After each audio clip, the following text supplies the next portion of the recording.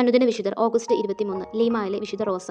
അമേരിക്കയിൽ നിന്ന് ആദ്യമായി വിശുദ്ധ എന്ന് നാമകരണം ചെയ്ത റോസ പെറുവിന്റെ തലസ്ഥാനമായ ലീമായിൽ ജനിച്ചു. ജ്ഞാനസ്നാന നാമം ഇസബെൽ എന്നായിരുന്നുവെങ്കിലും അവളുടെ സൗന്ദര്യം കണ്ടിട്ട് എല്ലാവരും റോസ എന്ന് വിളിച്ചു.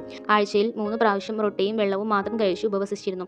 അരയിൽ ഒരു ഇരുമ്പ് ചങ്ങലയും തലമുടിയുടെ ഇടയിൽ ഒരു മുൾക്കിരീടവും അവൾ ധരിച്ചിരുന്നു. തന്റെ സൗന്ദര്യത്തെപ്പറ്റി പലരും സംസാരിക്കുന്നത് കേട്ടപ്പോൾ അവൾക്ക് ഭയം തോന്നി.